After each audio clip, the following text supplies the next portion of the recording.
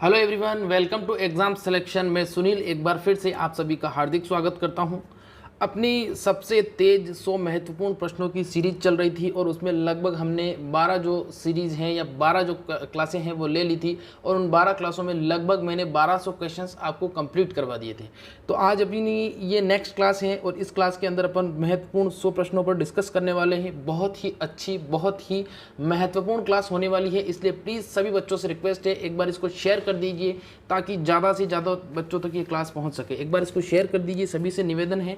और जो बच्चा पहली बार जुड़ा है उनसे मैं निवेदन करना चाहता हूं, चैनल को सब्सक्राइब कर लीजिए ताकि फ्यूचर में आने वाली इंपॉर्टेंट इन्फॉर्मेशन जेट या एग्रीकल्चर सुपरवाइजर या एग्रीकल्चर से रिलेटेड जो भी इंफॉर्मेशन आती है या कोई महत्वपूर्ण पीडीएफ वगैरह आती है उसका हिस्सा आपको मिल सके। इसके अलावा यहाँ पर बात करूँ तो जो लिंक है वहाँ पर मैंने व्हाट्सएप ग्रुप का लिंक दिया है, जो अपना लाइव चैट बॉक्स है वहाँ पर मैंने व्हाट्सएप ग्रुप का लिंक दिया है। वहाँ से आप व्हाट्सएप ग्रुप को ज्वाइन कर लीजिए ताकि जितने भी पुरानी पीडीएफ और इंपॉर्टेंट क्वेश्चंस हैं वो भी आप लोगों को मिल सके।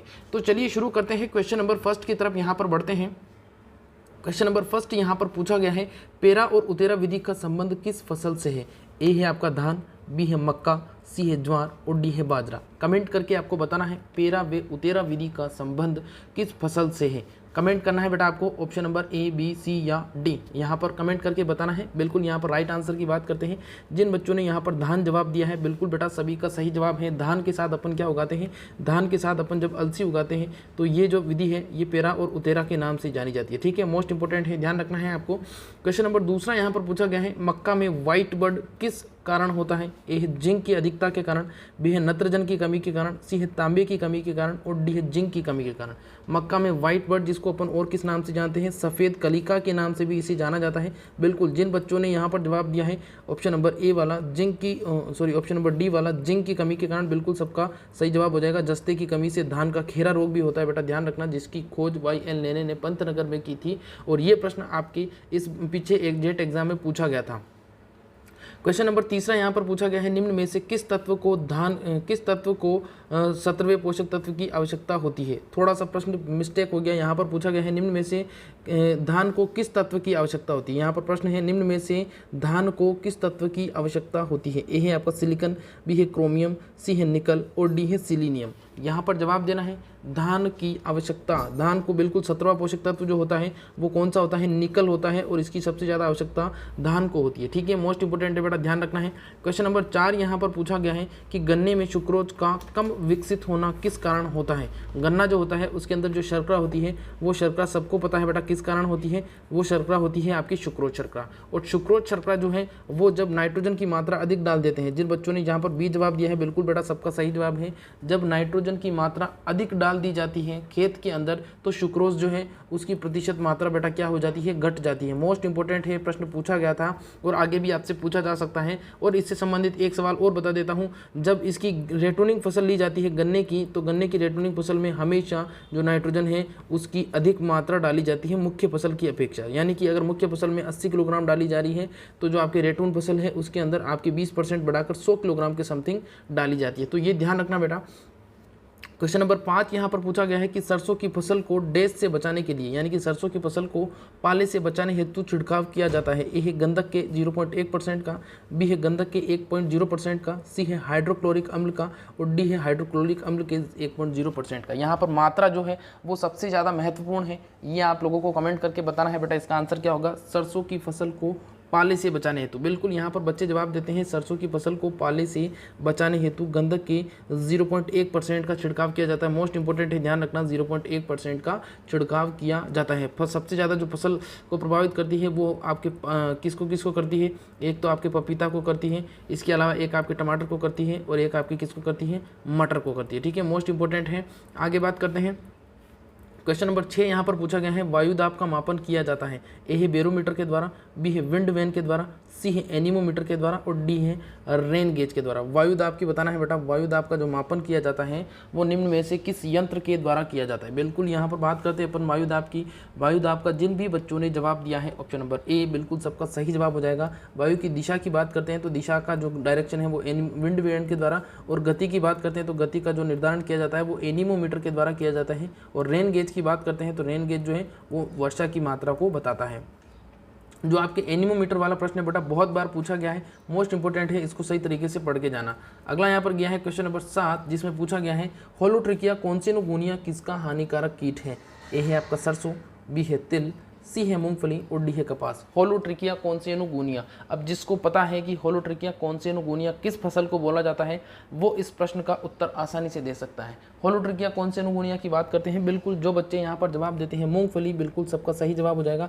सफ़ेद लट जो होती है बेटा उसी को होलोट्रिकिया कॉन्सेनोगोनिया के नाम से जाना जाता है। और सुबह जो आज मैंने सन 2013 का पेपर सोल्व करवाया था उसमें पूछा गया था श्वेत गिडार। तो अब जो श्वेत गिडार है बेटा, श्वेत गिडार क्या कहलाती है, श्वेत गिडार ही आपके सफ़ेद लट कहलाती है। और इसे ही अपन और किस नाम से जानते हैं, इसे ही अपन वाइट गर्भ के नाम से जानते हैं। तो ये आप लोगों को ध्यान रखना है, ठीक है। तो इसका राइट आंसर हो जाएगा आपका मूंगफली, ठीक है। क्वेश्चन नंबर 8 की तरफ बढ़ते हैं। क्वेश्चन नंबर 8 यहाँ पर पूछा गया है कि व्हाइट रस्ट किस कुल का किस फसल का मुख्य रोग है। ए है कपास, बी है सरसों, सी है गेहूँ और डी है धान। यहाँ पर कमेंट करके बताना है बेटा। व्हाइट रस्ट की बात करते हैं, एक बार जेट में पूछा गया है व्हाइट रस्ट, बिल्कुल यहाँ पर बात करते हैं व्हाइट रस्ट जो है वो किसके अंदर होता है। बिल्कुल जिन बच्चों ने यहाँ पर बी जवाब दिया है सरसों, सबका सही जवाब हो जाएगा। सरसों जो है उसके अंदर सफ़ेद रोली जो लगती है उसे ही अपन किस नाम से जानते हैं, व्हाइट रस्ट के नाम से जानते हैं। और जो एक कवक के द्वारा होता है, और कवक की बात करते हैं तो एल्ब्यूगो कैंडिडा एक कवक होता है, और एल्ब्यूगो कैंडिडा कवक के द्वारा ही ये सफ़ेद रोली होती है, ठीक है। आगे बात करते हैं अपन। क्वेश्चन नंबर यहाँ पर 9 पूछा गया है कि गीली नर्सरी का क्षेत्रफल, गीली नर्सरी का क्षेत्रफल 1 हेक्टेयर के लिए रखा जाता है। ये धान की बात की जा रही है यहाँ पर। तो धान के अंदर गीली नर्सरी का क्षेत्रफल कितना रखा जाता है। ए है 100 वर्ग मीटर, बी है 200 वर्ग मीटर, सी है 500 वर्ग मीटर और डी है 1000 वर्ग मीटर। गीली नर्सरी की बात करते हैं तो एक तो आप लोगों को पता है डेपोक नर्सरी जो है वो धान के अंदर होती है, जिसका एरिया महत्वपूर्ण है। आपके सुपरवाइजर में 2 बार आ चुका है, जेट में लगभग हर दूसरे साल पूछा जाता है। तो डेपोक के अंदर सबसे कम क्षेत्रफल रखते हैं। और गीली नर्सरी की बात करते हैं तो 400 वर्ग मीटर आपके 1000 वर्ग मीटर एरिया या 10% एरिया। प्रतिशत में भी ध्यान याद करके जाना बेटा, प्रतिशत में भी एक बार पूछ लिया था। बेटा बच्चों की संख्या थोड़ी कम है, इसको शेयर करिए, आप शेयर करिए इसको आप। और जिन बच्चों ने लाइक नहीं किया है लाइक कर दीजिए, ताकि लाइक करने से भी कभी कभी वीडियो जो है ऑटोमेटिकली शेयर होता है। तो लाइक कर दीजिए आप लोग सभी, डिसलाइक कर दीजिए अगर अच्छा नहीं लग रहा है तो कोई दिक्कत नहीं, लेकिन लाइक या डिसलाइक जरूर करिए, ठीक है। आगे बात करते हैं अपन, इसका राइट आंसर 10% हो जाएगा। फिर यहाँ पर क्वेश्चन नंबर 10 यहाँ पर दिया गया है, जिसमें पूछा गया है फोइलोडी किस सूक्ष्म जीव द्वारा होने वाला रोग है। ए है जीवाणु, बी है कवक, सी है शैवाल और डी है माइकोप्लाज्मा। बताना है बेटा आप लोगों को फोइलोडी किस सूक्ष्म जीव द्वारा होने वाला इंसेक्ट है। ऑप्शन नंबर जीवाणु, कवक, शैवाल या माइकोप्लाज्मा। बिल्कुल माइकोप्लाज्मा के द्वारा होता है। किसके अंदर होता है बेटा, तिल के अंदर माइकोप्लाज्मा के द्वारा होने वाला रोग है। तिल का ध्यान रखना है बेटा, तिल का जो सबसे ज़्यादा उत्पादन है वो पाली के अंदर होता है। पाली में भी 2 शब्द है, तिल में भी 2 शब्द है। तिल में भी पीछे ले आ रहा है, पाली में भी पीछे ले आ रहा है, तो इस हिसाब से आप याद कर लेना, बहुत ही ईजी है, ठीक है। नेक्स्ट यहाँ पर बात करते हैं। अगला यहाँ पर पूछा गया है क्वेश्चन नंबर 11, जिसमें पूछा है कि अलसी की प्रति हेक्टर बीज दर कितनी रखी जाती है। अलसी जिसको अपन और किस नाम से जानते हैं, लिनसीड के नाम से इसे जाना जाता है, ठीक है। लाइनेसी फैमिली, लिनिएसी फैमिली से बिलोंग करती है, ठीक है। यहाँ पर बात करते हैं 12 से 14 किलोग्राम, 14 से 16 किलोग्राम, 15 से 18 किलोग्राम और यहाँ पर पूछा गया है 18 से 22 किलोग्राम। अब अलसी की बात करते हैं। अलसी से क्या प्राप्त होता है बेटा, रेशा प्राप्त होता है और क्या प्राप्त होता है, तेल प्राप्त होता है। ये दोनों प्रश्न भी आपके जेट एग्जाम में लगभग 4 बार पूछे जा चुके हैं कि ऐसी कौन सी फसल है जिससे तेल और रेशा प्राप्त होता है। तो अलसी, बिल्कुल यहाँ पर 3 बच्चों ने जवाब दिया है। ऑप्शन नंबर 15 से 18 किलोग्राम बिल्कुल सबका सही जवाब हो जाएगा बेटा, ठीक है। आगे बात करते हैं अपन। क्वेश्चन नंबर यहाँ पर 12 पूछा गया है कि लाल भृंग किसका हानिकारक कीट है। ए है सोयाबीन, बी है सरसों, सी है कद्दू और डी है आपका धान। यहाँ पर लाल भृंग की बात करूँ तो लाल भृंग जो है उसका दूसरा नाम भी है, बिल्कुल जिसको अपन और किस नाम से जानते हैं, जिसको अपन रेड पंपकिन बीटल के नाम से जानते हैं, ठीक है। तो रेड पंपकिन बीटल की बात करूँ तो यहाँ पर राइट आंसर क्या हो जाएगा, बिल्कुल बेटा जिन बच्चों ने जवाब दिया है कद्दू, सबका सही जवाब हो जाएगा। कद्दू वर्गीय में सबसे ज़्यादा कद्दू को नुकसान पहुँचाता है और कद्दू से संबंधित जितनी भी फसलें हैं उन सभी को लाल भंग या रेड पंपकिन बीटल नुकसान पहुँचाता है। अगला यहाँ पर क्वेश्चन नंबर 13 दिया गया है कि आफरी कहाँ पर स्थित है। जवाब देना है एरिड फॉरेस्ट रिसर्च इंस्टीट्यूट की बात करते हैं अपन। जवाब देना है बेटा, ए है नई दिल्ली, बी है बीकानेर, सी है जोधपुर और डी है आपका भरतपुर। आप लोगों को बता देता हूँ यहाँ पर आफरी, फिर आप लोगों को बता देता हूँ यहाँ पर काजरी, फिर आप लोगों को बता देता हूँ यहाँ पर बाजरी। बाजरी का मतलब क्या है, यहाँ पर बाजरी का मतलब है बाजरा अनुसंधान संस्थान, ठीक है। तो बाजरा अनुसंधान संस्थान जो है जोधपुर के अंदर है, काजरी भी जोधपुर में है और आफरी भी जोधपुर में। तो जिन बच्चों ने जवाब दिया है ऑप्शन नंबर 3 बिल्कुल सबका सही जवाब है, ठीक है। आगे बात समझ में, ये एक बड़ा इंपॉर्टेंट ट्रिक है। क्वेश्चन नंबर 14 यहाँ पर दिया गया है कि केन खाद में नाइट्रोजन की मात्रा होती है। केन खाद में नाइट्रोजन की मात्रा होती है। ए है 36%, बी है 25%, सी है 46% और डी है 48%। केन खाद में नाइट्रोजन की मात्रा पूछी गई है। बिल्कुल, केन खाद किसको बोलते हैं? कैल्शियम अमोनियम नाइट्रेट को केन खाद बोला जाता है और इसे किसान खाद के नाम से भी जाना जाता है। ठीक है, बच्चों ने जवाब दिया है 25%, बिल्कुल सबका सही जवाब है। 46% आपके यूरिया के अंदर होती है। ठीक है, नेक्स्ट बात करते हैं क्वेश्चन नंबर यहाँ पर 15 की, जिसमें पूछा गया है सबसे अधिक मिनरल्स किस खाद्यान्न फसल में पाए जाते हैं। जवाब देना है आपको। ए है मक्का, बी है ज्वार, सी है बाजरा और डी है धान। जवाब देना है सबसे अधिक मिनरल्स किस खाद्यान्न फसल में। मिनरल्स का यहाँ पर क्या हो जाएगा बेटा? मिनरल्स का हो जाएगा यहाँ पर खनिज लवण। ठीक है, खनिज लवण या मिनरल एक ही बात है। सबसे ज़्यादा बाजरा के अंदर होते हैं और इसके अलावा वसा भी सबसे ज़्यादा किस में होती है? बाजरा में होती है। ठीक है, लगभग 5% के समथिंग। जिन बच्चों ने जवाब दिया है ऑप्शन नंबर 3 बिल्कुल सबका सही जवाब हो जाएगा। ठीक है, नेक्स्ट यहाँ पर बात करते हैं क्वेश्चन नंबर 16। यहाँ पर पूछा गया है किंग ऑफ कोरेस क्रॉप किसको बोला जाता है। ए है आपका मक्का, बी है आपका ज्वार, सी है आपका बाजरा और डी है धान। किंग ऑफ कोरेस क्रॉप किसको बोला जाता है? किंग ऑफ कोरेस क्रॉप की बात करते हैं। बिल्कुल यहाँ पर राइट आंसर की बात करते हैं। जिन बच्चों ने यहाँ पर किंग ऑफ कोरेस क्रॉप का जवाब दिया है ज्वार, बिल्कुल सबका सही जवाब हो जाएगा। इसको अपन केमल क्रॉप के नाम से भी जानते हैं। अभी 1-2 दिन पहले मैं क्लास ले रहा था, तब ऑफलाइन क्लास ले रहा था मैं, ऑनलाइन नहीं। तब एक बच्चे को मैंने ये प्रश्न बताया था, क्लास के अंदर बता रहा था, तो बच्चों ने कहा सर कि ज्वार को तो केमल क्रॉप कहते हैं, किंग ऑफ कोरेस क्रॉप नहीं कहते हैं। तो बेटा एक फसल के 2 नाम भी तो हो सकते हैं, है ना।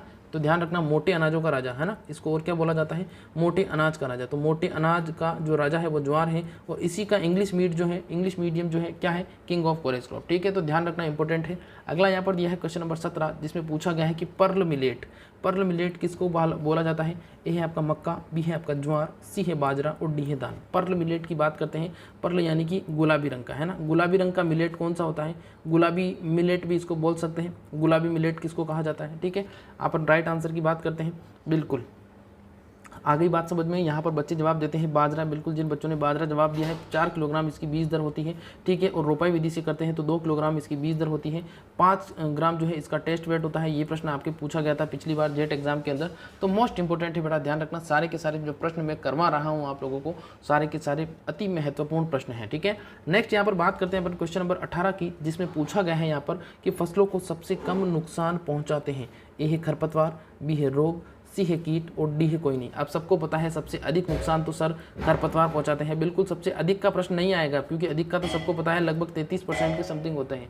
यहाँ पर बात करते हैं सबसे कम की। बिल्कुल, जिन बच्चों ने यहाँ पर जवाब दिया है सबसे कम का रोग, बिल्कुल रोग इसका राइट आंसर हो जाएगा। ठीक है, रोग यानी कि ऑप्शन नंबर 2 जिन बच्चों ने जवाब दिया है सभी का सही जवाब हो जाएगा। ठीक है, खरपतवार से संबंधित अनुसंधान निदेशालय बेटा सबको पता है, जबलपुर के अंदर है। ठीक है, यहाँ पर आगे बात करते हैं सबसे कम जलमांग किस फसल की होती है। ए है आपका गन्ना, बी है आपका ज्वार, सी है बाजरा और डी है धान। सबसे कम जलमांग की बात करते हैं। सबसे कम जलमांग ऑप्शन के अकॉर्डिंग आपको जवाब देना है।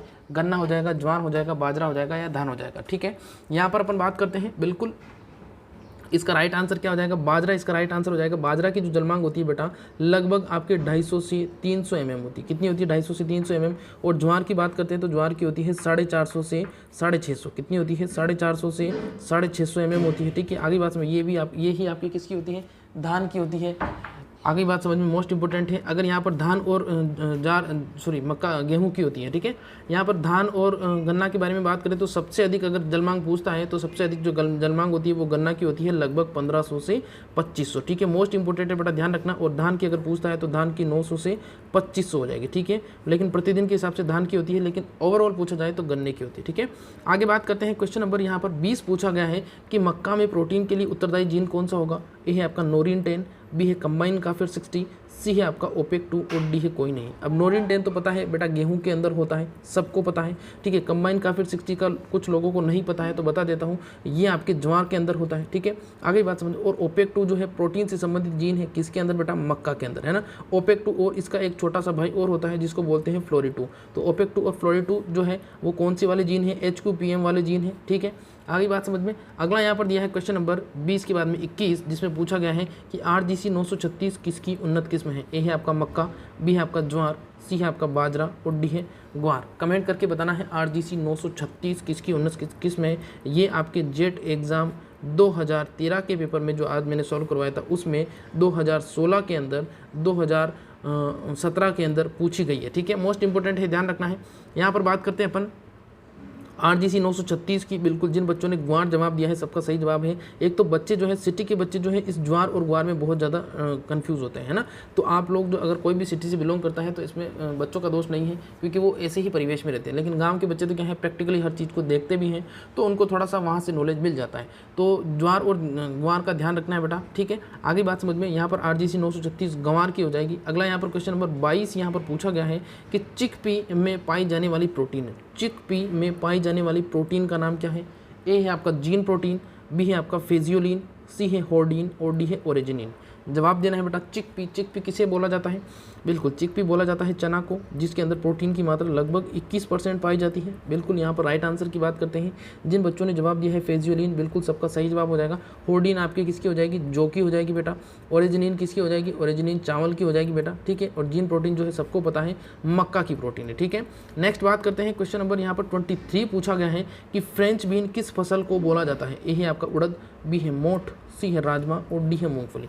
फ्रेंच बीन की बात करते हैं तो फ्रेंच बीन जो है बेटा किसको बोला जाता है, बिल्कुल ऐसी फसल जो दलहनी होते हुए भी क्या नहीं करती है, नाइट्रोजन फिक्सेशन करने का कार्य नहीं करती है। कौन सी हो जाएगी, राजमा, ठीक है। इसको और किस नाम से जाना जाता है, किडनी बीन के नाम से इसे जाना जाता है, क्योंकि इसका जो शेप होता है वो किडनी की तरह यानी कि वृक्क की तरह होता है, इसलिए इसे किडनी बीन के नाम से भी जाना जाता है। बहुत सारी बुक्स ऐसी हैं जिसमें आपको किडनी बीन की बात करें तो कहीं पर किडनी बीन उड़द दे रखा है, कहीं किडनी बीन की बात करें तो कहीं चावला लिखा हुआ है। लेकिन अगर आप सिस्टमेटिकली शो करोगे या सिस्टमेटिकली गूगल पे सर्च करते हो या कोई ऑथेंटिक बुक उठाते हो तो वहाँ पर आपको राजमा ही मिलेगा, ठीक है। फेसियोलिस वल्गैरिस इसका वैज्ञानिक नाम होता है।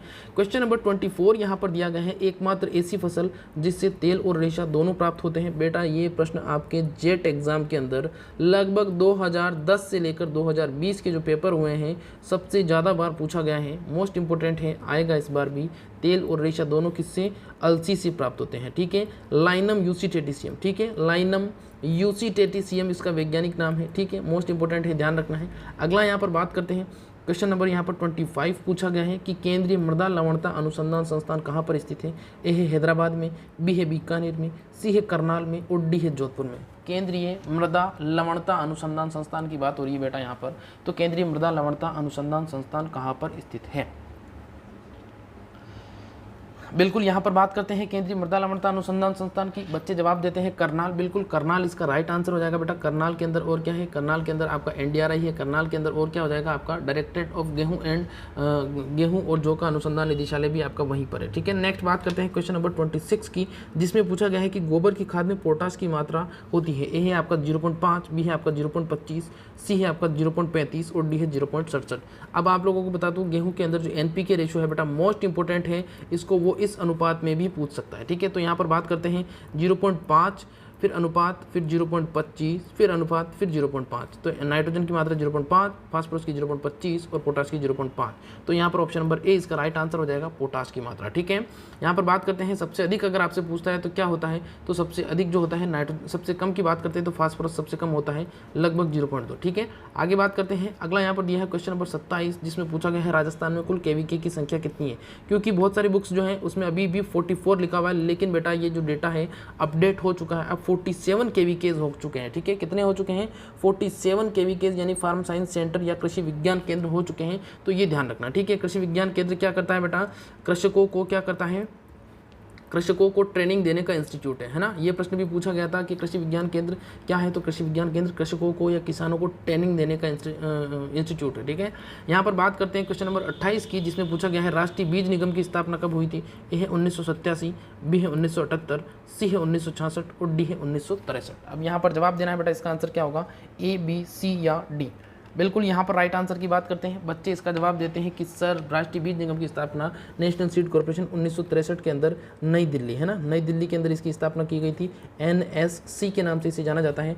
और यहाँ पर बात करें कि राजस्थान की, तो राजस्थान के संदर्भ में ध्यान रखना है 1978 के अंदर, है ना, राजस्थान के अंदर 1978 Rajasthan state seed corporation of Rajasthan state seed corporation, ठीक है, RSSS Rajasthan state seed corporation RSSS, ठीक है, 1978 में स्थापना हुई थी। और यहाँ पर इंडिया लेवल का 1963। अगला यहाँ पर क्वेश्चन नंबर 29 पूछा गया है कि सरसों के तेल में कौन सा खरपतवार के बीज मिलकर रोग उत्पन्न करते हैं। ए है आपका गाजर घास, बी है सत्यानाशी, सी है दूब घास और डी है नागफनी। ठीक है, नागफनी जो है उसको तो अपन कैक्टस के नाम से जानते हैं, सबको पता है। दूब घास जो है उसको अपन साइनोडोन डेक्टाइलोन के नाम से जानते हैं, ये आप लोगों को ध्यान रखना है, साइनोडोन डेक्टाइलोन के नाम से जानते हैं। ठीक है, और सत्यानाशी आर्जिमोन मैक्सिकाना। ठीक है, आर्जिमोन मैक्सिकाना जो होती है वो उसके बीज जब मिल जाते हैं तो ड्राफ्सी बीमारी हो जाती है। ठीक है, बहुत बार पूछा गया सवाल है बेटा ये। ठीक है, इसके अलावा गाजर घास पार्थेनियम हिस्टोरोफोरस। ठीक है, कांग्रेस घास भी इसे बोला जाता है। क्वेश्चन नंबर 30 यहाँ पर पूछा गया है ग्वार में गम या गोंद की मात्रा पाई जाती है, सबको पता है बेटा कितनी पाई जाती है, 33% पाई जाती है। और इसके अंदर जो इसका अनुसंधान निदेशालय है वो कहाँ पर है, सॉरी इसकी जो लेबोरेटरी है वो कहाँ पर है, जोधपुर के अंदर है। ठीक है, नेक्स्ट यहाँ पर क्वेश्चन नंबर 31 पूछा गया है कि जेट्रोफा किस कुल का पौधा है। ए है मालवेसी, बी है क्रूसीफेरी, सी है यूफोर्बिएसी और डी है आपका कुकुरबिटेसी। जवाब देना है बेटा, इसका आंसर क्या होगा, ए बी सी डी। बेटा किसी प्रकार की साउंड प्रॉब्लम तो नहीं आ रही है, सबको आवाज़ सही आ रही है ना। बिल्कुल, यहाँ पर बात करते हैं अपन जेट्रोफा की। तो जेट्रोफा जो बेटा किसको बोला जाता है, रतन जोत को बोला जाता है। जिन बच्चों ने यहाँ पर जवाब दिया है ऑप्शन नंबर सी U4BAC, बिल्कुल सबका सही जवाब हो जाएगा। अरंडी की बात करते हैं, बिल्कुल U4BAC होता है। आंवला की बात करते हैं, बिल्कुल U4BAC होता है। ये आप लोगों को ध्यान रखना है। ठीक है, आगे बात करते हैं काली क्रांति जो है किससे संबंधित है, पूछ लिया जाता है कभी कभी, तो रतन जोत से या बायोडीजल से या जैविक ईंधन से संबंधित है। ठीक है, अगला यहाँ पर क्वेश्चन नंबर 32 पूछा गया है कि भिंडी की अच्छी बढ़वार हेतु किस तापमान पर विकसित, भिंडी की अच्छी बढ़वार किस तापमान पर विकसित होती है। यानी कि भिंडी के लिए आदर्श वृद्धि के लिए जो तापमान पूछा गया है उसका जवाब देना है बेटा। ए है आपका 12 से 16 डिग्री सेल्सियस, बी है आपका 10 से 20 डिग्री सेल्सियस, सी है आपका 24 से 30 डिग्री और डी है आपका 35 से 40 डिग्री सेल्सियस। कमेंट करना है बेटा, इसका आंसर क्या होगा, कमेंट करके बताना है इसका आंसर क्या होगा। भिंडी जिसको अपन ओकरा के नाम से भी जानते हैं, सन 2012 के पेपर में इसको पूछा गया था। ठीक है, यहाँ पर बात करते हैं अपन बिल्कुल भिंडी की अच्छी वृद्धि के लिए बच्चे जवाब देते हैं ऑप्शन नंबर सी वाला। 24 से लगभग कितना होता है बेटा, 24 से 30 डिग्री सेल्सियस तापक्रम, और कहीं कहीं बुक्स में आपको 25 से 35 भी मिलेगा, है ना, 25 से 35 डिग्री भी मिल जाएगा। तो रेंज के अंदर पूछा जाए तो 24 से 30, और अगर आपसे ऐसे पूछा जाए तो 25 से 30 भी, 25 से 35 भी होता है। ठीक है, चलिए अब आगे बात करते हैं। अगला यहाँ पर दिया है क्वेश्चन नंबर 33, जिसमें पूछा गया है कि वर्षाकालीन भिंडी की बीज दर कितनी रखी जाती है। ए है आपका 10 से 12 किलोग्राम, बी है 15 से 17 किलोग्राम, सी है 18 से 20 किलोग्राम और डी है 22 से 25 किलोग्राम। देखिए ये जो क्वेश्चन है ये ऐसा क्वेश्चन है कि लगभग हर दूसरे साल पूछा जाता है। हर दूसरे साल आपको या तो वो वर्षाकालीन की पूछ लेता है या वो आपसे ग्रीष्मकालीन की पूछ लेता है ना। और भिंडी से संबंधित सवाल मेरे से लिखवा के ले लीजिए, जितने भी पुराने पेपर हैं मैं रोज़ आपको सॉल्व करवाता हूँ, आप पुराने पेपर उठा के देख लीजिए, भिंडी से संबंधित सवाल हमेशा पूछा जाता है 101%। तो यहाँ पर बच्चे जवाब देते हैं वर्षाकालीन, बिल्कुल वर्षाकालीन की लगभग कितनी हो जाएगी, 10 से 12 किलोग्राम। और ग्रीष्मकालीन की बात करते हैं तो ग्रीष्मकालीन में बीज अधिक लगता है, पानी कम होता है, अंकुरण बीज कम होता है, तो बीज ज़्यादा डालना पड़ता है। ठीक है, आगे बात करते हैं क्वेश्चन नंबर यहाँ पर दिया गया है 18 के बाद और 33 के बाद में 34, जिसमें पूछा गया है कि कोल फसलों के फल का प्रकार क्या कहलाता है। ऑप्शन नंबर ए है आपका पोम, बी है पेपो, सी है बेरी और डी है सिलिको। आप कोल की बात करते हैं तो कोल फसलें कौन सी होती है बेटा, सबको पता है। कोल फसलों की बात करते हैं तो कोल फसलें कौन सी हो जाएगी, आपके जो गोभी वर्गीय फसलें हैं वो सारी की सारी कोल फसलें होती हैं। इसके अलावा कौन सी हो जाएगी, इसके अलावा आपकी सरसों भी हो जाएगी, इसके अलावा कौन सी हो जाएगी, मूली भी हो जाएगी। तो सभी का क्या हो जाएगा, सिलिकोआ इसका राइट आंसर हो जाएगा। जिन बच्चों ने सिलिकोआ दिया है बिल्कुल बेटा इसका राइट आंसर हो जाएगा। अगला यहाँ पर दिया है क्वेश्चन नंबर 35, जिसमें पूछा गया है कि प्याज में कवक प्रतिरोधी तत्व कौन सा होता है। ए है आपका केटचोल, बी है आपका कैप्सेथीन, सी है एंडोल 3 कार्बिनोल और डी है कोई नहीं, है ना। बिल्कुल, कल मैंने जो प्रश्न सॉल्व करवाया था उसके अंदर मैंने पपीता के बारे में उसके अंदर मैंने पत्ता गोभी के बारे में बताया था। तो पत्ता गोभी या केबेज जो होती है इसको अपन बात करते हैं तो इसके अंदर क्या होता है, इसके अंदर आपका एंडोल 3 कार्बिनोल होता है और कैटाचोल जो है वो प्याज के अंदर होता है। पत्ता गोभी की बात करता हूँ तो इसे करमकल्ला के नाम से भी जाना जाता है और इसे बंद गोभी के नाम से भी जाना जाता है। ठीक है, आगे बात समझ में, तो ये भी प्रश्न वहाँ पर लिखे हुए आ सकते हैं। आगे बात करते हैं, अगला यहाँ पर दिया है क्वेश्चन नंबर 36, जिसमें पूछा गया है फूल गोभी में होलोस्टेम नामक कायिक विकार किस कारण होता है। ए है बोरोन की कमी से, बी है नाइट्रोजन की कमी से, सी है पोटाश की कमी से और डी है कैल्शियम की कमी से। फूल गोभी में होलोस्टेम की बात करते हैं। होलोस्टेम का मतलब क्या होता है, बिल्कुल होलोस्टेम का मतलब होता है खोखला तना। क्या होता है बेटा, होलोस्टेम का मतलब होता है खोखला तना। और यहाँ पर जवाब देना है क्या हो जाएगा इसका राइट आंसर। बेटा तुम लोगों के कमेंट पढ़ने जितना समय मेरे पास नहीं होता है ना। मुझे 1 घंटे में 100 प्रश्न करवाने का टारगेट होता है। अब अगर मैं तुम्हारे हर प्रश्न के बाद में तुम्हारे कमेंट पढ़ूंगा तो 50 बच्चों के कमेंट पढ़ने में मुझे कम से कम ये क्लास जो है वो 7 से 8 घंटे की हो जाएगी, है ना। तो ऐसा ठीक नहीं है ना। बहुत सारे बच्चे बार बार कमेंट करते हैं सर नाम लो नाम लो नाम लो। बेटा एक बार जब सिलेक्शन हो जाएगा तुम्हारा तो तुम्हारा जो नाम है वो स्वर्ण अक्षरों में लिखा जाएगा, तुम घबराओ मत। बिल्कुल यहाँ पर राइट आंसर की बात करते हैं, बच्चे देते हैं नाइट्रोजन की कमी। बिल्कुल जिन बच्चों ने जवाब दिया है बी, सबका सही जवाब है बेटा। आगे बात करते हैं क्वेश्चन नंबर 37। यहाँ पर पूछा गया है कि जो लहसुन है, लहसुन में चरपराहट किस कारण आती है। कमेंट करना है बेटा आपको कि लहसुन जो है, लहसुन के अंदर चरपराहट किस कारण आती है। ए है आपका डाई एलाइल डाइसल्फाइड, बी है एलाइल प्रोपाइल डाइसल्फाइड, सी है डाई प्रोपाइल डाइसल्फाइड और डी है एलिल डाई एलिल प्रोपाइल, है ना। यहाँ पर बात करते हैं अपन लहसुन से संबंधित, तो देखिए प्याज से संबंधित बात करते हैं तो प्याज में क्या होता है, एलाइल प्रोपाइल डाइसल्फाइड, ठीक है। और लहसुन की बात करते हैं तो डाई एलाइल डाइसल्फाइड, ठीक है। तो ये आप लोगों को ध्यान रखना है, इस तरीके से याद रख लोगे तो आप आसानी से भूलोगे नहीं, याद कर पाओगे। और ये प्रश्न इंपॉर्टेंट है बेटा, इस बार पक्का आएगा, ठीक है। ये जिन बच्चों ने जवाब दिया है सभी का सही जवाब है डाई एलाइल डाइसल्फाइड लहसुन में चरपराहट का कारण होता है, ठीक है। क्वेश्चन नंबर 38 यहाँ पर पूछा गया है कि आम की पछेती किस्म कौन सी है। ए है फजली, बी है सिंधु, सी है रत्ना और डी है जेवियर। आम जो है उसकी पछेती किस्म की बात करते हैं तो एग्रीकल्चर सुपरवाइजर में और जेट में एक बार पूछी गई है। बिल्कुल यहाँ पर बात करते हैं आम की पछेती किस्म कौन सी हो जाएगी। बच्चों ने जवाब दिया है ऑप्शन नंबर 1 फजली आम की क्या हो जाएगी, पछेती किस्म हो जाएगी, ठीक है। फजली जो है आम की पछेती किस्म है। इसके अलावा चौसा जो है वो भी आम की पछेती किस्म में उसकी गिनती होती है। और सबसे मीठी किस्म की बात करते हैं तो सबसे मीठी किस्म में भी इसकी गिनती होती है, ठीक है। नेक्स्ट यहाँ पर बात करते हैं क्वेश्चन नंबर 39। यहाँ पर पूछा गया है कि किन्नो फल किन दो जातियों के बीच का संकरण है। किन्नो फल किन दो जातियों के बीच का संकरण है। ए है आपका king into willow leaf, B है आपका king into sweet orange, C है आपका willow leaf into sweet orange और डी है आपका किंग इंटू कर्नाकट्टा, है ना। तो यहाँ पर जवाब देना है किन्नो की बात करते हैं तो किन्नो को 6 मीटर की दूरी पर लगाया जाता है। कैलिफोर्निया में इसको सबसे पहले बनाया गया था एच बी फ्रॉस्ट नामक वैज्ञानिक के द्वारा इसे बनाया गया था। बिल्कुल यहाँ पर बच्चे जवाब देते हैं ऑप्शन नंबर ए 1935 में बेटा, 1935 में अमेरिका में बनाया गया था, ठीक है। सबसे ज़्यादा जो इसका उत्पादन होता है वो राजस्थान में श्री गंगानगर के अंदर होता है, ठीक है। नेक्स्ट बात करते हैं अपन अगला। यहाँ पर क्वेश्चन नंबर 40 पूछा गया है आम में प्रूनिंग का उत्तम समय बताना है बेटा। आम में प्रूनिंग का उत्तम समय ए है जून, बी है अप्रैल, सी है जनवरी और डी है जुलाई। आम में प्रूनिंग का उत्तम समय प्रूनिंग का उत्तम समय बताना है आम में। बिल्कुल यहाँ पर बात करते हैं आम के अंदर क्या होता है। आम के अंदर प्रूनिंग का जो समय माना जाता है, अंगूर के अंदर जो प्रूनिंग का समय माना जाता है वो आप लोगों को ध्यान रखना है जनवरी, ठीक है। मोस्ट इंपोर्टेंट है, आगे बात समझ में। अगला यहाँ पर दिया है क्वेश्चन नंबर 41 जिसमें पूछा गया है कि आम में कॉमर्शियल प्रोपोगेशन की विधि कौन सी होगी। विनियर ग्राफ्टिंग, सॉफ्टवुड ग्राफ्टिंग, गुट्टी और कलम।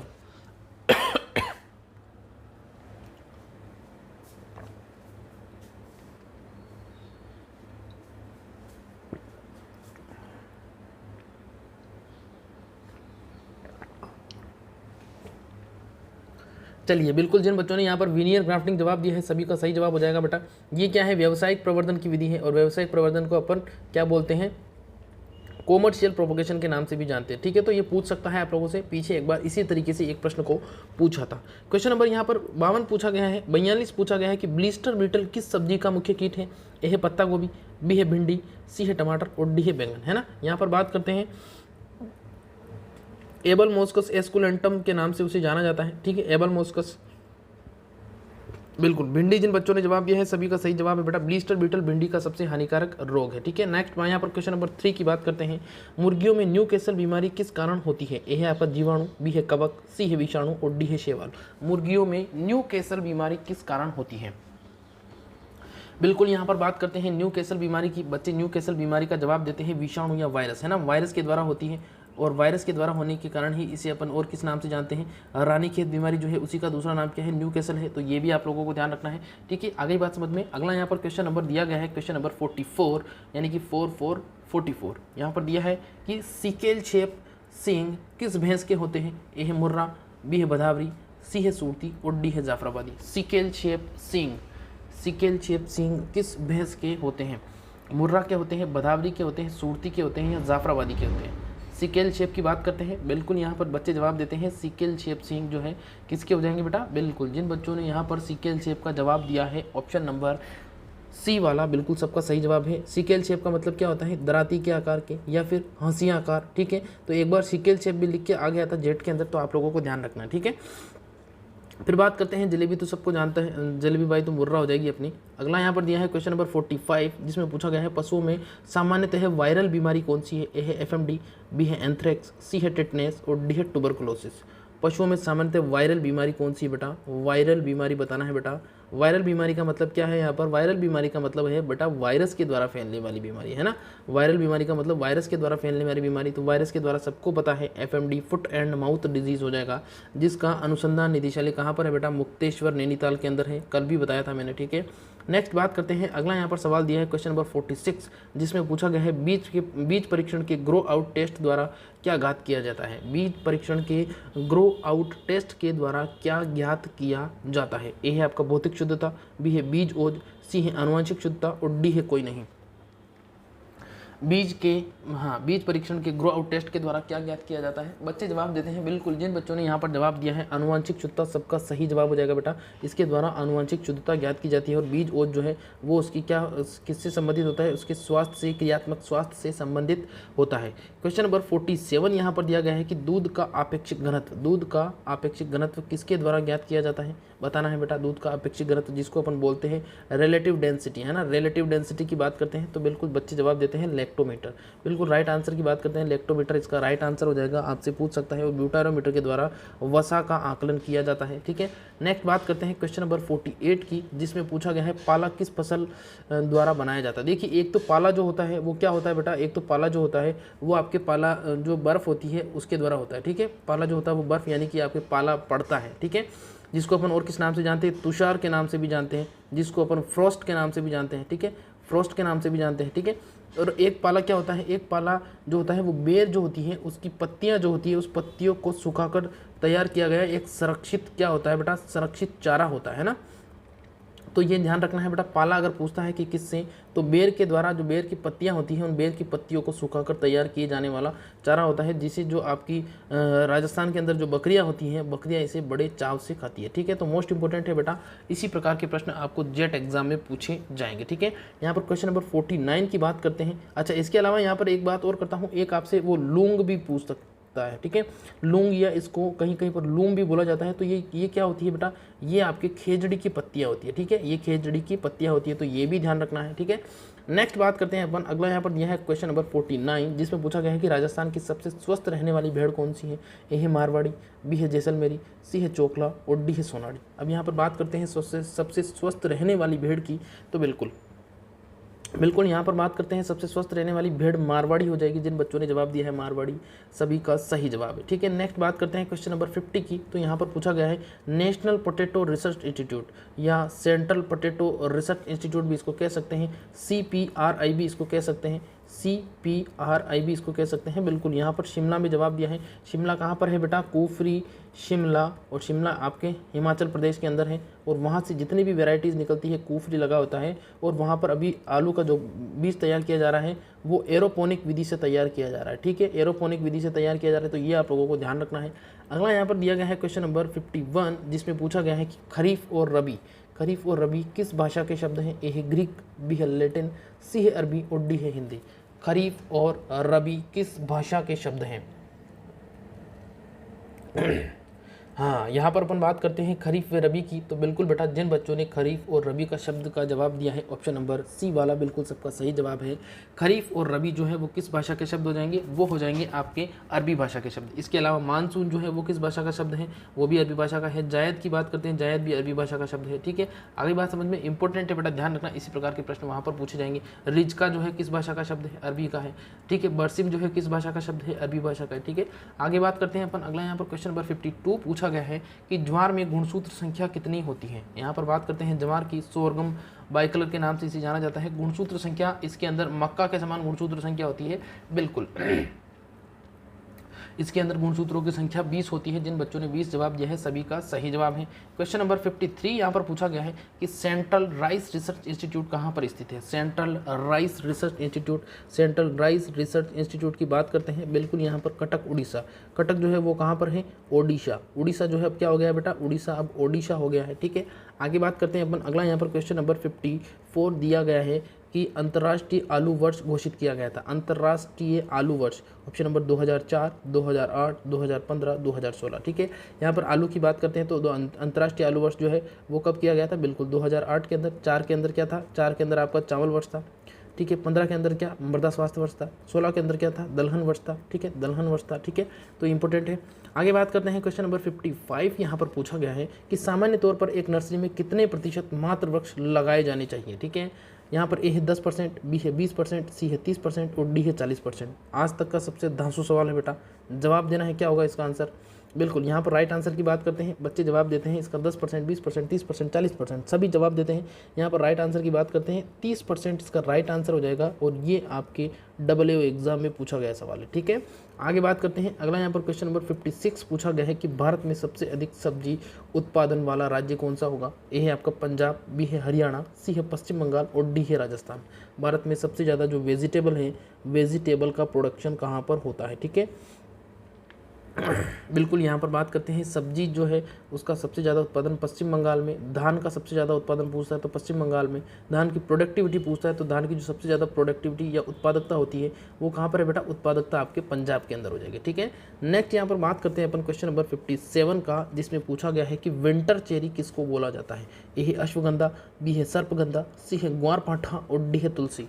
विंटर चेरी किसे बोला जाता है, विंटर चेरी की बात करते हैं अपन। बिल्कुल यहाँ पर विंटर चेरी जो है ये प्रश्न आपके एग्रीकल्चर सुपरवाइजर में पूछा गया है, बच्चे जवाब देते हैं अश्वगंधा, ठीक है। अश्वगंधा जो है उसी किस नाम से जाना जाता है, विथेनिया सोमनीफेरा के नाम से जाना जाता है। विथेनिन और सोमनीफेरिन इसमें तत्व पाए जाते हैं, ठीक है। तो जिन बच्चों ने विंटर चेरी का जवाब दिया ऑप्शन नंबर ए बिल्कुल सबका सही जवाब है, ठीक है। आगे बात करते हैं अपन क्वेश्चन नंबर 58 यहाँ पर पूछा गया है कि स्वस्थ धरा खेत हरा नारा संबंधित है। ए है हरित क्रांति से, बी है मृदा स्वास्थ्य कार्ड से, सी है मृदा परीक्षण से और डी है फसल व मृदा के संबंध से, है ना।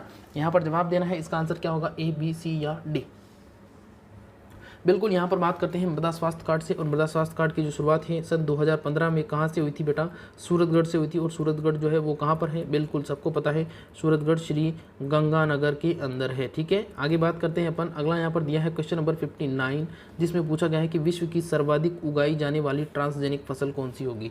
विश्व की सर्वाधिक उगाई जाने वाली ट्रांसजेनिक फसल, ए है आपका सोयाबीन, बी है कपास, सी है मक्का और डी है तंबाकू।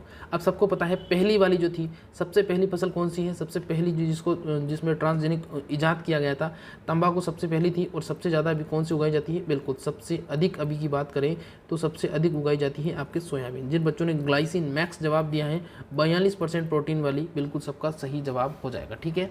नेक्स्ट यहाँ पर बात करते हैं क्वेश्चन नंबर 60 की। यहाँ पर पूछा गया है कि किसान आयोग के संस्थापक कौन है। ए है नरेंद्र मोदी जी, बी है आपका MS स्वामीनाथन, सी है KL चड्डा और डी है बी विश्वनाथ। यहाँ पर राष्ट्रीय किसान आयोग के संस्थापक की बात हो रही है।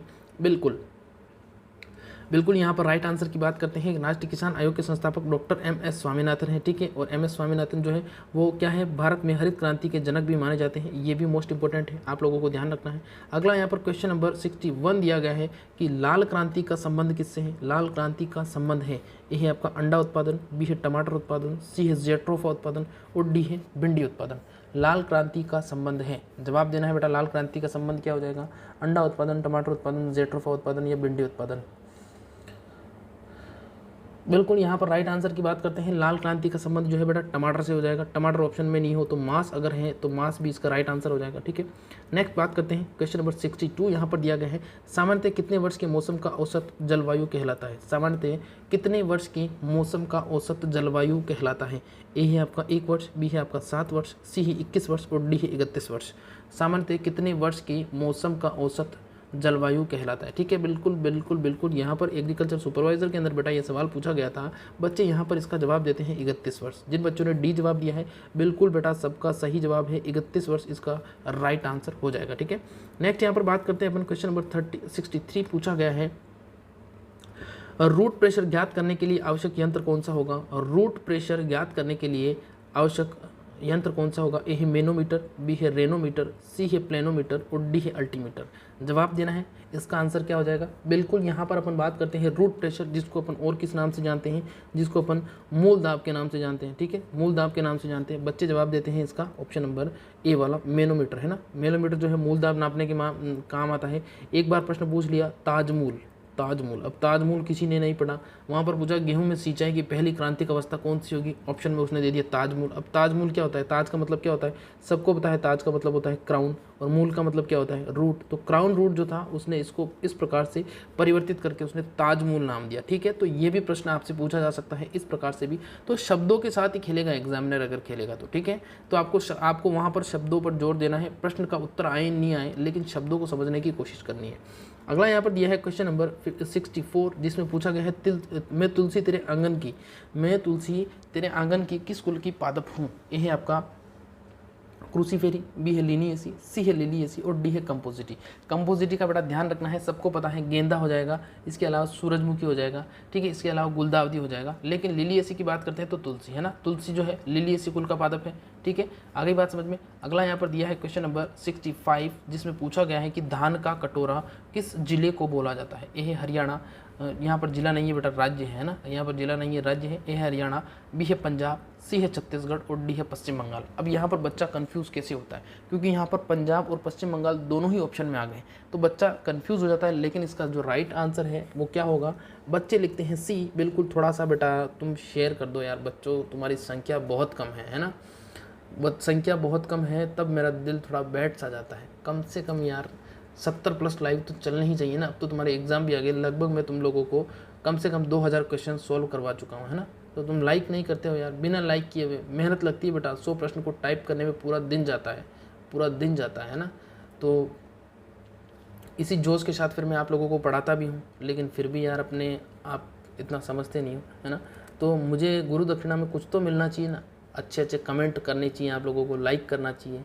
लेकिन आप तो बस जल्दी से जल्दी में लगे रहते हो, तुरंत लाइव क्लास खत्म होने के बाद में जो लिखना होता है लाइव चैट बॉक्स में लिख के और निकल जाते हो। कभी कभी कमेंट बॉक्स में भी कुछ लिखो बेटा, ठीक है। यहाँ पर बात करते हैं तो धान का कटोरा की बात करते हैं तो छत्तीसगढ़ इसका राइट आंसर हो जाएगा, और पश्चिम बंगाल जो है सबसे ज़्यादा उत्पादन होता है, और पंजाब जो है उसकी उत्पादकता सबसे ज़्यादा है। ठीक है, तो ये तीनों ही जिले आपको, तीनों ही जो राज्य है आप लोगों को ध्यान रखने हैं। अगला यहाँ पर दिया है क्वेश्चन नंबर 66, जिसमें पूछा गया है कि पत्तियों की काट छाँट एक आवश्यक क्रिया है। पत्तियों की काट छाँट एक आवश्यक क्रिया है, केला की है, खजूर की है, बेर की है या आम की है। पत्तियों की काट छाँट की बात करें तो यहाँ पर पूछा गया है सिंपल सा, लीफ प्रूनिंग जो है, लीफ प्रूनिंग जो है वो किस में की जाती है। प्रश्न का जो मतलब है वो ये है। ठीक है, तो यहाँ पर बात करते हैं लीफ प्रूनिंग, सबको पता है खजूर के अंदर की जाती है, और खजूर जो है इसके अंदर कृत्रिम परागण भी किया जाता है, जिसके अंदर पोलन गन का इस्तेमाल किया जाता है। ठीक है, पोलन ग्रेन्स जो है वो उस गन के अंदर भरकर दाग दिए जाते हैं। अगला यहाँ पर क्वेश्चन नंबर 67 पूछा गया है कि डायोसेजीन पाया जाता है। ए है मेथी में, बी है जीरा में, सी है सौंफ में, डी है आपका हल्दी, है ना। डायोसेजीन या डायोसेजीन के अलावा उसके अंदर ओलियो रेजिन भी पाया जाता है। ठीक है, ओलियो रेजिन भी उसके अंदर पाया जाता है। बच्चे जवाब देते हैं मेथी। बिल्कुल राइट आंसर की बात करता हूँ, मेथी इसका राइट आंसर हो जाएगा। ट्राइगोनेला फोइनम ग्रेकम और ट्राइगोनेला कॉर्निकुलाटा। ट्राइगोनेला कॉर्निकुलाटा जो है वो कसूरी मेथी का नाम है बेटा, ध्यान रखना, पूछा जा सकता है। अगला यहाँ पर दिया है क्वेश्चन नंबर 68, जिसमें दिया गया है कि बेल का फल कहलाता है, बेल का फल कहलाता है। ए है स्टोन एप्पल, बी है स्टार एप्पल, सी है कस्टर्ड एप्पल और डी है वुड एप्पल। कमेंट करना है बेटा, इसका आंसर क्या होगा, ए बी सी या डी। कमेंट करके बताना है ए बी सी या डी, है ना। यहाँ पर राइट आंसर की बात करते हैं, हाँ बिल्कुल, यहाँ पर राइट आंसर की बात करते हैं। बेल का फल जो है क्या कहलाता है बेटा, बिल्कुल स्टोन एप्पल। जिन बच्चे ने जवाब दिया है बिल्कुल सही आंसर हो जाएगा। स्टार एप्पल की बात करते हैं तो स्टार एप्पल जो है बेटा फालसा को कहा जाता है। कस्टर्ड एप्पल आपकी किसको कहा जाता है, शरीफा को कहा जाता है। और शरीफा एग्जाम में आया था, और शरीफा जो है वो क्या होता है, सीताफल होता है। क्या होता है बेटा, सीताफल होता है। और वूली फल जो है, सॉरी वुड एप्पल जो है वो किसे कहते हैं, बिल्कुल वुड एप्पल जो है वो आपके किसको कहेंगे, बेल को कहते हैं। ठीक है, तो स्टोन एप्पल वुड एप्पल दोनों ही आपके बेल को कहते हैं। ठीक है, आगे बात समझ में। तो यहाँ पर ये थोड़ा ऑप्शन गलत आ गया, यहाँ पर दूसरा ऑप्शन आना था। ठीक है, चलिए आगे बात करते हैं। अगला यहाँ पर क्वेश्चन नंबर 69 पूछा गया है कि कुरूपता एक समस्या है, कुरूपता एक समस्या है आम की, केला की, बेलपत्र की या नींबू वर्गी की। जवाब देना है कुरूपता एक समस्या है। कमेंट करके बताना है बेटा इसका आंसर क्या होगा, ए बी सी या डी, ए बी सी या डी।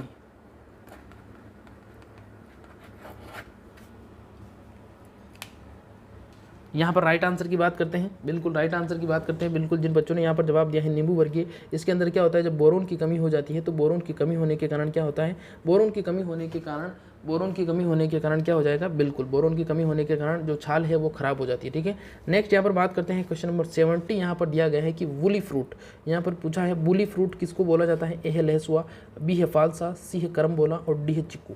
जवाब देना है वूली फल जो है वो किसे कहा जाता है, कमेंट करना है बेटा इसका आंसर क्या होगा, कमेंट करना है इसका आंसर क्या होगा। Option number A, B, C, D.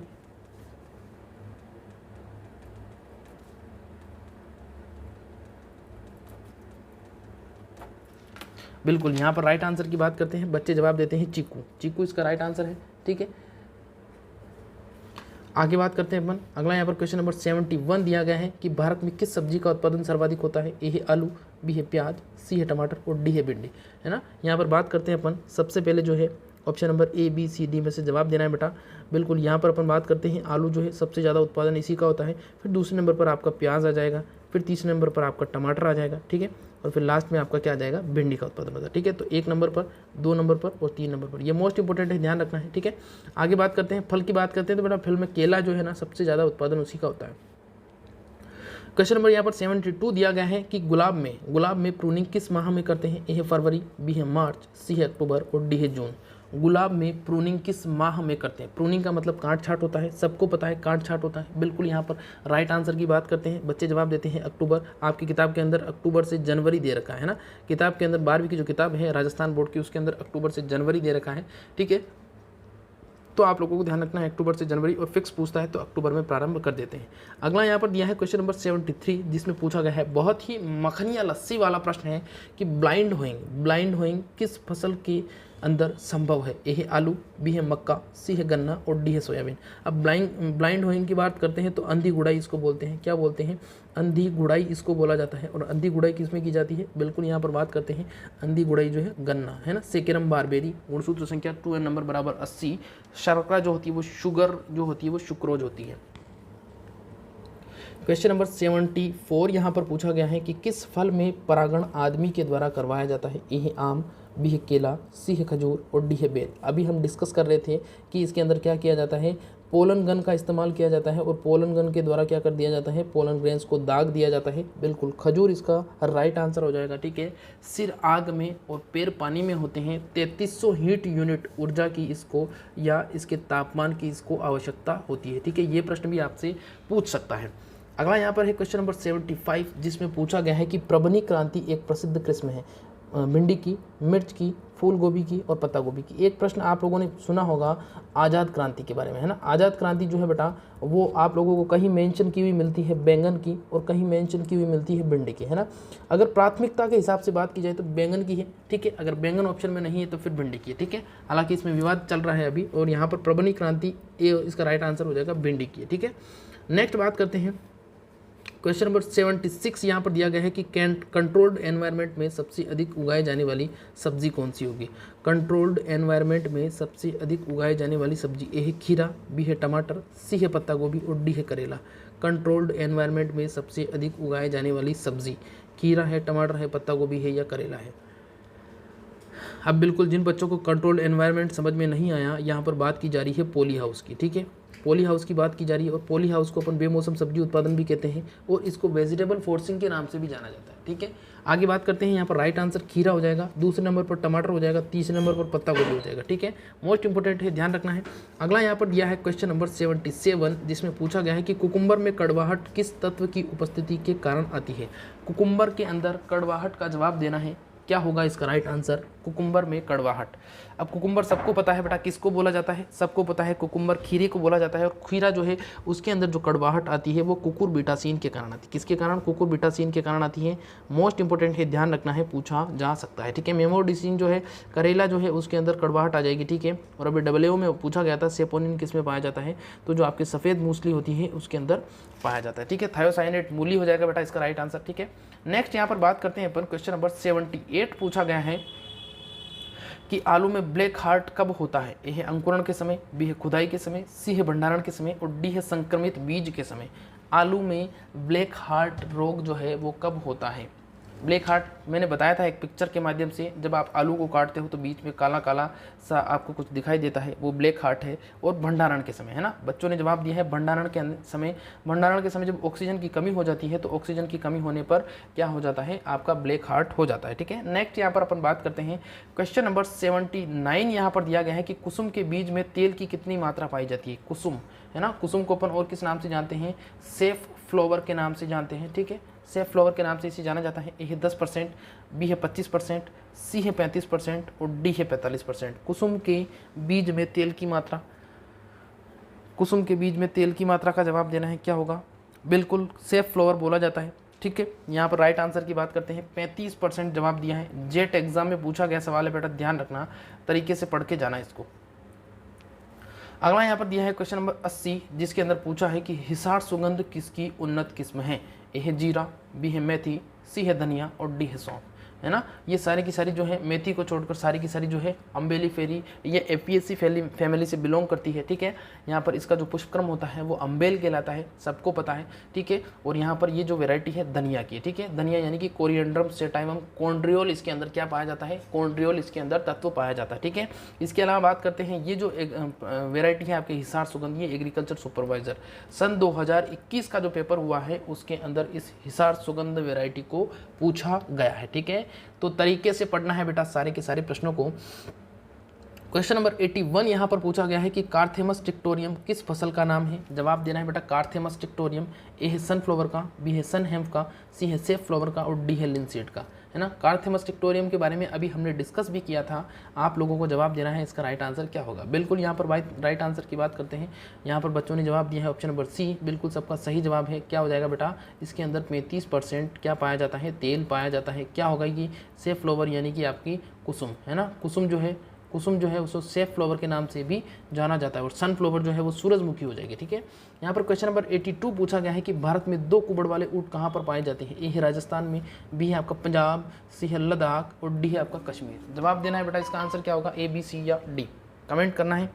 इसका आंसर क्या होगा, राजस्थान में 2 कुबड़ वाले ऊँट। बिल्कुल बिल्कुल बिल्कुल, जब बच्चे जवाब देते हैं लद्दाख के अंदर। ठीक है, यहाँ पर कैमेलस बैक्टीरियस जो होते हैं वो क्या होते हैं, 2 कुबड़ वाले ऊँट होते हैं। और कैमेलस ड्रोमेडेरियस जो होते हैं वो क्या होते हैं बेटा, यहाँ पर जो कैमल है उसको सी से इंडिकेट करते हैं। मैंने के लिख दिया, कोई बात नहीं, यहाँ पर इंग्लिश की क्लास नहीं चल रही, यहाँ पर साइंस की क्लास है। ठीक है, तो छोटा मोटा चलता है, प्रयोग तो चलते रहते हैं यार, प्रयोगों का क्या है ना। यहाँ पर राइट आंसर की बात करते हैं तो कैमेलस ड्रोमेडेरियस जो है वो 1 कुबड़ वाला ऊँट होता है जो राजस्थान में पाया जाता है। और कैमेलस बैक्टीरियस है जो 2 कुबड़ वाले ऊँट होते हैं और वो पाए जाते हैं आपके लद्दाख के अंदर, लेह लद्दाख के अंदर। ठीक है, आगे बात करते हैं यहाँ पर भारत के अंदर नेक्स्ट पूछा गया है कि गर्भर विधि का उपयोग किया जाता है ना।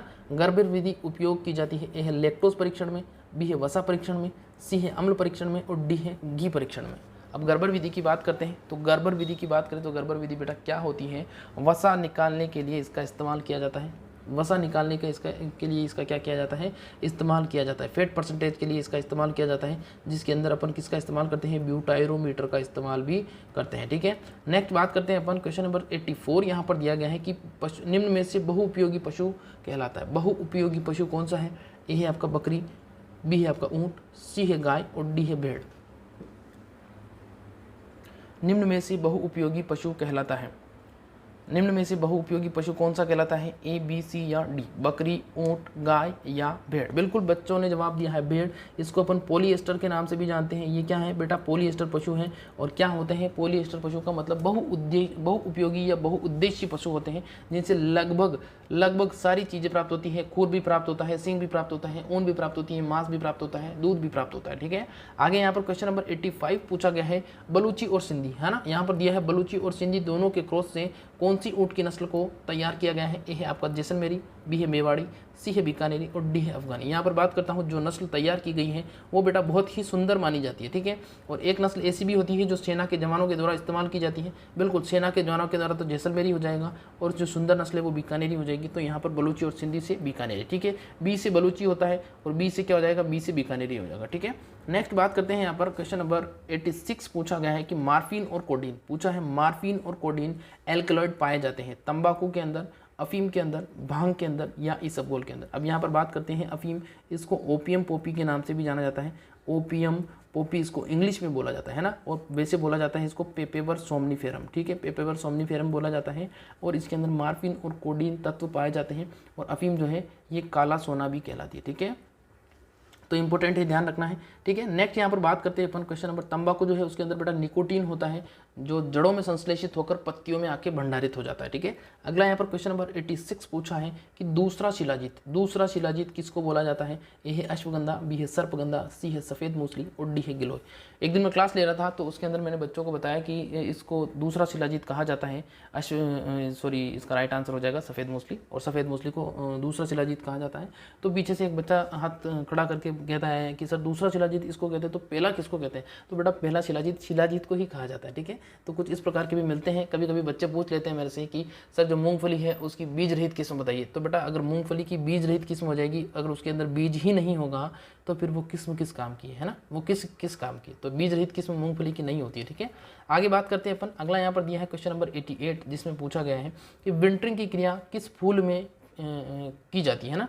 विंटरिंग की क्रिया का बताना है बेटा। विंटरिंग की क्रिया किस फूल में, ससुराल गेंदा फूल, गुलदाउदी, गुलाब या मोगरा, है ना। विंटरिंग का मतलब बेसिकली क्या होता है, जो जड़ें होती है बेटा उन जड़ों की क्या कर दी जाती है, काट छाँट कर दी जाती है, काट छाँट कर दी जाती है, या उसको कृत्रिम रूप से आराम दिया जाता है। क्या दिया जाता है, कृत्रिम रूप से आराम देने की क्रिया विंटरिंग कहलाती है, जो मुख्य रूप से आपके रोज़ यानी कि गुलाब में की जाती है, ठीक है। तो ध्यान रखना है आप लोगों को, जब पौधा सुषुप्त अवस्था में होता है तब ही ये क्रिया की जाती है। अगला यहाँ पर दिया है क्वेश्चन नंबर 89, जिसमें पूछा गया है कि बकरे का मांस क्या कहलाता है। बकरे का मांस, है ना, ए है आपका बफन, बी है बीफ, सी है चेवन और डी है मटन। बकरे की मांस की बात करते हैं, है ना, बकरी की मांस की बात करते हैं, बिल्कुल यहाँ पर बात करते हैं राइट आंसर की। तो बकरी का मांस जो है वो क्या कहलाएगा, बिल्कुल जिन बच्चों ने यहाँ पर जवाब दिए हैं मटन, बिल्कुल बेटा सभी का गलत जवाब है ना। और यहाँ पर राइट आंसर हो जाएगा चेवन। मटन जो है बेटा वो भेड़ का मांस होता है। किसका मांस होता है, भेड़ का मांस होता है। बीफ जो है वो गाय का मांस होता है, और बफन जो है वो भैंस का मांस होता है, और पोर्क जो है वो सुअर का मांस होता है, ठीक है। आगे बात समझ में, तो ध्यान रखना है, इसी प्रकार के प्रश्न वहाँ पर पूछे जाएंगे। अगला यहाँ पर क्वेश्चन नंबर 90 दिया गया है, जिसमें पूछा है कि गाय की राठी नस्ल किस जिले में पाई जाती है। ए है जयपुर में, बी है जोधपुर में, सी है बीकानेर में और डी है कोई नहीं। गाय की राठी नस्ल, अब यहाँ पर राठी नस्ल की बात हो रही है, तो राठी नस्ल जो है बेटा सबको पता है उत्पत्ति स्थान तो अलवर है, लेकिन राजस्थान के अंदर बीकानेर और श्री गंगानगर में विशुद्ध रूप से इसके पशु देखने को मिल जाते हैं। तो यहाँ पर राइट आंसर गंगानगर तो है नहीं, तो बीकानेर इसका राइट आंसर हो जाएगा। और उत्पत्ति की बात करते हैं तो राठी जो अलवर का राठ क्षेत्र है वो हो जाएगा, ठीक है। यहाँ पर प्रश्न आप लोगों को सभी को समझ में आ रहे होंगे और अच्छे लग रहे होंगे, पसंद आ रहे होंगे, तो लाइक भी करते रहिए, कमेंट भी करते रहिए। क्वेश्चन नंबर 91 यहाँ पर दिया गया है कि टेंशियोमीटर में कितने बार तक नमी का मापन किया जाए। यह बार का मतलब यहाँ पर टाइम्स नहीं है, बार का मतलब ये बार एक यूनिट है। तो ए है आपका 0.5, बी है आपका 0.8, सी है 0.10 और डी है 0.2। ये अभी जो AAA का एग्ज़ाम हुआ है जो आपके 28 मई के दिन हुआ था, ठीक है, उसके अंदर इस प्रश्न को पूछा गया था कितने बार तक मापता है। तो लगभग कितना होता है, आप लोग पढ़ते हो 0.85, तो 0.85 पीछे वाले एक यूनिट हटा दे तो 0.8। तो जिन बच्चों ने यहाँ पर जवाब दिया है ऑप्शन नंबर बी बिल्कुल सबका सही जवाब है। क्या करता है, नमी का मापन करता है, वो नमी या तनाव का मापन करता है, ठीक है, टेंशियोमीटर, ठीक है। आगे हम बात करते हैं क्वेश्चन नंबर 92 यहाँ पर दिया गया है कि मृदा क्षरण की वह अवस्था जो किसान की मृत्यु कहलाती है क्या होगी। ए है परत क्षरण, बी है बौछार क्षरण, सी है रील चरण और डी है अवनालिका चरण। परत चरण की बात करते हैं तो परत चरण जो है इसे अपन शीट इरोजन के नाम से भी जानते हैं, ठीक है। ये स्प्लैश हो जाएगा आपका, ये रील हो जाएगा आपका, और ये आपका अवनालिका यानी कि गली इरोजन हो जाएगा, ठीक है। तो यहाँ पर राइट आंसर हो जाएगा परत चरण, क्योंकि इसमें क्या होता है, पोषक तत्वों का सबसे ज़्यादा नुकसान होता है, इसीलिए इसे अपन किस नाम से जानते हैं, किसान की मृत्यु वाली अवस्था के नाम से जाना जाता है, ठीक है। नेक्स्ट यहाँ पर बात करते हैं अपन क्वेश्चन नंबर 93। यहाँ पर पूछा गया है कि अत्यधिक पोषक तत्वों का अवशोषण करने वाली फसल कौन सी होगी। अत्यधिक पोषक तत्वों का अवशोषण करने वाली फसल ज्वार है, बाजरा है, अरहर है या मक्का है। यानी कि ऐसी फसल जो बहुत ज़्यादा पोषक तत्वों का क्या करती है, अवशोषण करती है। बिल्कुल यहाँ पर राइट आंसर की बात करते हैं, ज्वार इसका राइट आंसर हो जाएगा। पोषक तत्वों को सबसे ज़्यादा अवशोषण करती है, और अधिक पोषक अगर इस फसल को एक खेत में अधिक बार उगा दिया जाता है तो वहाँ पर क्या हो जाता है, बिल्कुल वहाँ पर क्या हो जाता है बेटा, वहाँ पर पोषक तत्व कम हो जाते हैं, और पोषक तत्व कम होने के बाद में वहाँ पर सोइल सिकनेस की समस्या उत्पन्न हो जाती है, ठीक है, या सोइल की अंदर सोरगम सिकनेस की समस्या उत्पन्न हो जाती है, ठीक है। नेक्स्ट यहाँ पर क्वेश्चन नंबर 94 दिया गया है कि मृदा के ए व बी संस्तर मिलकर क्या कहलाते हैं। ए है सोलम, बी है रिगोलित, सी है रिगोसोल और डी है कोई नहीं। मृदा के ए व बी संस्तर मिलकर क्या कहलाते हैं? बिल्कुल यहाँ पर मृदा के ए और बी संस्तर मिलकर सोलम और ए और बी और सी मिलकर रिगोलित, और जो अविभाजित संस्तर होते हैं वो रिगोसोल कहलाते हैं। ठीक है, वो क्या कहलाते हैं? रिगोसोल कहलाते हैं। ये भी आप लोगों को ध्यान रखना है। जहाँ पर क्या होते हैं, जहाँ पर मृदा के संस्तर नहीं पाए जाते या ऐसी मृदाएं जहाँ पर संस्तर नहीं होते हैं वो रिगोसोल मृदाएं कहलाती है। ठीक है, नेक्स्ट यहाँ पर बात करते हैं क्वेश्चन नंबर 95 जो पूछा गया है, उसमें है मृदा में सबसे अधिक मात्रा में पाया जाता है। मृदा में सबसे अधिक मात्रा में पाया जाता है। ए है आपका मृदा जल, बी है मृदा वायु, ठीक है, सी है आपका खनिज पदार्थ और डी है जीवांश पदार्थ। यहाँ पर मृदा में सबसे अधिक मात्रा में पाया जाने वाला कौन सा हो जाएगा? बिल्कुल यहाँ पर मृदा में सबसे अधिक मात्रा में क्या पाया जाता है? बिल्कुल सबसे अधिक मात्रा में आपका पाया जाता है। जिन बच्चों ने यहाँ पर जवाब दिया है राइट आंसर हो जाएगा सभी का मृदा में सबसे अधिक मात्रा में आपका खनिज पदार्थ लगभग 95% और जीवांश पदार्थ 5% और मृदा जल और मृदा वायु दोनों ही 25% पाई जाती है। क्वेश्चन नंबर 96 यहाँ पर दिया गया है कि सोइल शब्द किस भाषा से बना है? ए है लैटिन, बी है ग्रीक, सी है फ्रेंच और डी है रोमन। सोइल लैटिन भाषा के सोलम शब्द से बना है। किस शब्द से बना है? सबको पता है, सोलम शब्द से बना है। बच्चों ने जवाब दिया है ऑप्शन नंबर ए, बिल्कुल राइट आंसर हो जाएगा, लैटिन भाषा से बना हुआ है। ठीक है, नेक्स्ट यहाँ पर बात करते हैं क्वेश्चन नंबर 97 की। 97 में दिया गया है राजस्थान में सर्वाधिक मृदा वाला गण कौन सा है? यानी कि ऐसी मृदा जो सबसे ज़्यादा पाई जाती है वो कौन सी हो जाएगी? ए है आपका वर्टिसोल, बी है एंटीसोल, सी है एरिडिसोल्स और डी है एल्फिसोल। यानी कि ऐसी मृदाएं जो सबसे ज़्यादा गण के अंदर आती है। बिल्कुल यहाँ पर राइट आंसर की बात करते हैं, ऑप्शन नंबर बी इसका जवाब दिया है ना। राजस्थान में सर्वाधिक कौन सी मृदा वाला गण हो जाएगा? एंटीसोल वाला हो जाएगा।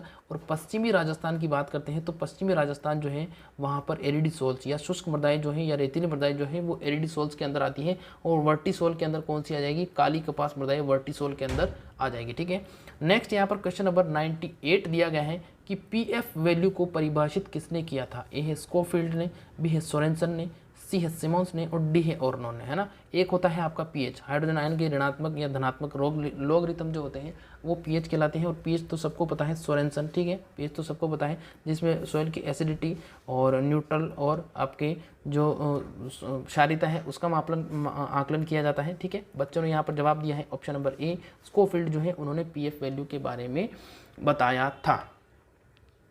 आगे बात करते हैं क्वेश्चन नंबर 99। यहाँ पर दिया गया है कि सामान्य मृदा का CN अनुपात बताना है। सामान्य मृदा जो है उसका CN अनुपात क्या होगा, है ना। CN अनुपात यानी कि अपना क्या हो जाएगा, कार्बन और नाइट्रोजन का अनुपात पूछा है। ठीक है, एक CN अनुपात की बात करते हैं तो कार्बोहाइड्रेट और नाइट्रोजन का अनुपात होता है।